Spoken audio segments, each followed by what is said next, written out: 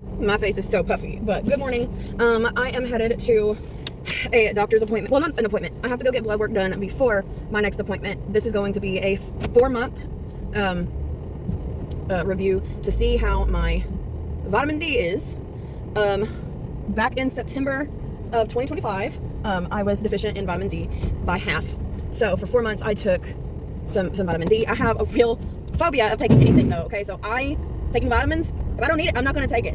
So my doctor had prescribed a huge dose. It's like, nah, I'm not gonna do the huge dose. So what I did, which he said I could, is to do an over-the-counter smaller doses. So I did that. And I was, researching how much your daily limit should be. And so 500 IUs is supposed to be your daily limit of vitamin D. So that's what I did. And went back after about 4 months. My vitamin D did not change at all. Not a bit. That was in February. So I have to go get another fasting blood work done, which also sucks because I hate to fast. I've only been fasting since 12 midnight, but it is 8 o'clock in the morning. I am a late night snacker. I get up hungry in the middle of the night and I will snack on something. It's not healthy. I know that. I need to work on that. But yeah, so also have a phobia of doctor's offices. It just gives me heightened anxiety. Now, the reason I'm a stay-at-home mom is because I developed an issue, which was vertigo, BPPV. It was benign proximal positional vertigo, and it's caused by the crystals breaking off in your inner ear and like just messing up your equilibrium because they're just flowing all where they're not supposed to be. And when I went to the doctor, I had symptoms of dizziness, high heart rate, vomiting, all the things associated with anxiety attacks too. And as somebody who has been diagnosed with panic disorder and PTSD, guess what they said? You just have anxiety. You need to go on anti-anxiety medication. And like I said, I have a phobia of taking anything.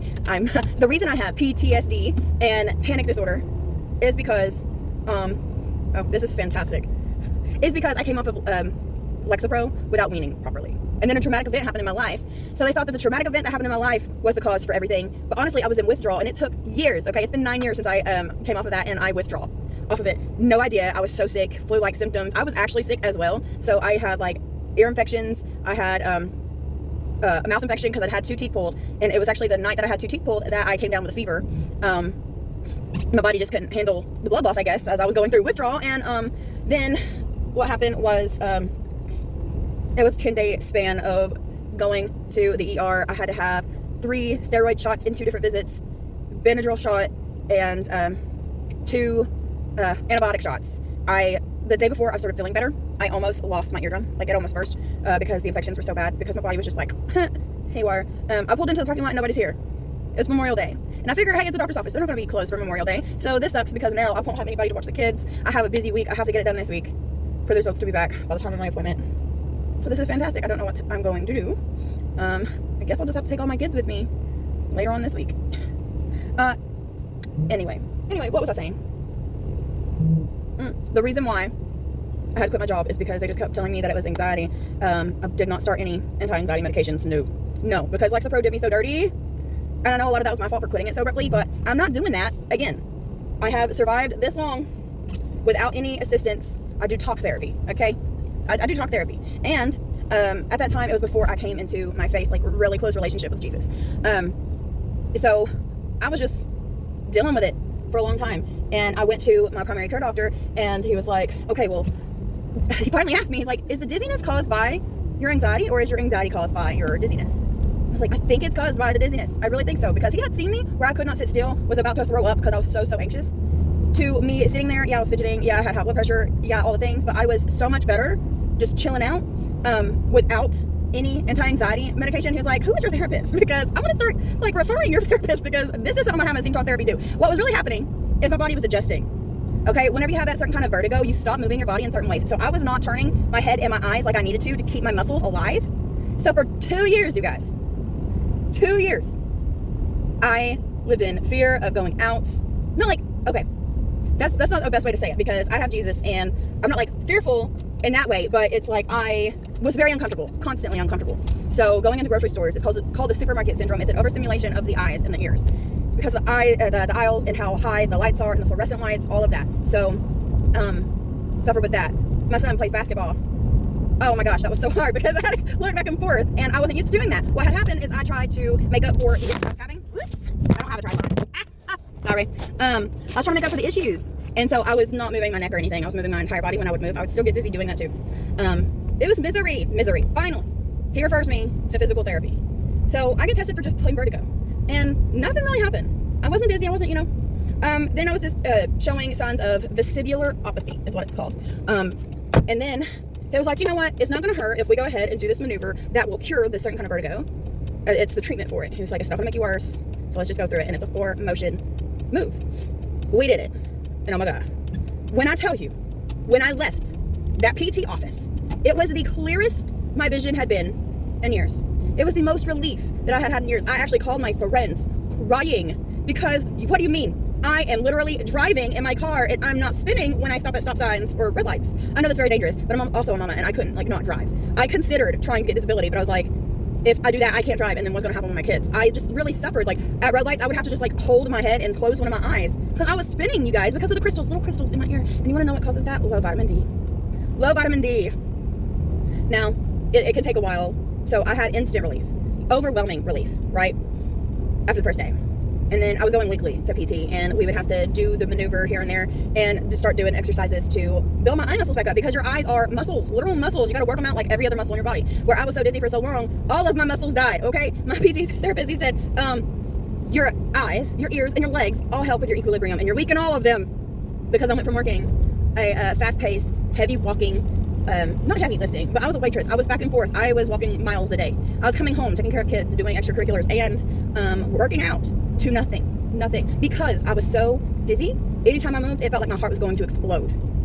Okay, and also to the effect that I went back to my cardiologist because I do have a history of a heart condition, and they actually, from my stress test back after my youngest was born to at the time that I had that done last year, and I had another heart echo done, it was perfect, but my stress test lowered 6 minutes, okay? At the time I was 28 years old. The cardiologist, you never want them to come into the room. Well, everything's good, but you're obviously out of shape. You don't want to hear that.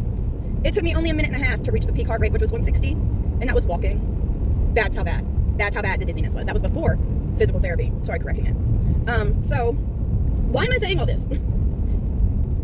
Y'all, if you are having dizziness with anxiety, okay, there are other things. Yeah, anxiety can cause dizziness. POTS can cause dizziness. Listen to me. You tell that doctor before you start an SSRI, tell that doctor to refer you to a physical therapist for dizzy spells. It is the easiest thing. I have been graduated from that program. I did it for about 4 months, weekly, going to PT for vestibular and the vertigo, and I'm doing pretty good. I have my moments, I have my times that things fluctuate, but I am nowhere near as bad as what I used to be. But yeah, this is just a follow-up with my primary care doctor to see if my vitamin D has gone up, and now I'm going to have to wait even longer, which, man, I don't like that. I was looking forward to getting it over with, but it is what it is. I'll figure something out. But yeah, don't let, if you know there's nothing causing you to be anxious and having panic, if you know that, and I knew that, other than the dizziness, I was just like, I'm dizzy, and nobody's telling me what is going on. Nobody can figure out why I'm dizzy, and I'm dizzy all the time. That was my panic. Because, what's going on with me? Obviously, that's a very scary thing. I had all the tests ran. But the crystals in your ear is not from a test that can show on a scan. You have to actually go and get adjusted around by a physical therapist, and it's very easy to diagnose and no medication needed. So I'm pretty upset that I didn't advocate for myself. Honestly, I got so tired of doctors. I was just like, look, I'm not going to come see y'all anymore. So I just suffered through it. And it really breaks my heart, because it's like, if I had gotten help sooner, I wouldn't be as far degraded back. I wouldn't have to, I'm working on it. I'm doing more movements, able to do more. It's a very fine line, because if you overdo it, you spark those panic attacks again, the high heart rate with the motions again. And it's not a mental thing. It's literally like your body can't help it. But I have been better, and that's very exciting. All the kids are going back to school in the fall. Now, it's been 3 years since I've worked. 3 years. So that's 3 years of repairing that needs to be done on my body and my eyes. Y'all just pray for me that I will gain some strength so I can go back to work, because that is the goal. We cannot survive on a one income anymore, or just blow my videos up on my social medias and I won't have to work. I'll be getting to the creators programs. But yeah, advocate for yourself. It's so easy. It's not hard to get referred to a PT. Don't let your doctor be like, oh, well, here, let's try this medication. And I also did the geno testing, and the medication he was going to try to put me on was a red for me. So, I don't trust that stuff. Your body, just try the natural stuff first, like the vitamin D. It has helped me a lot. And then also the PT for this issue. Bye.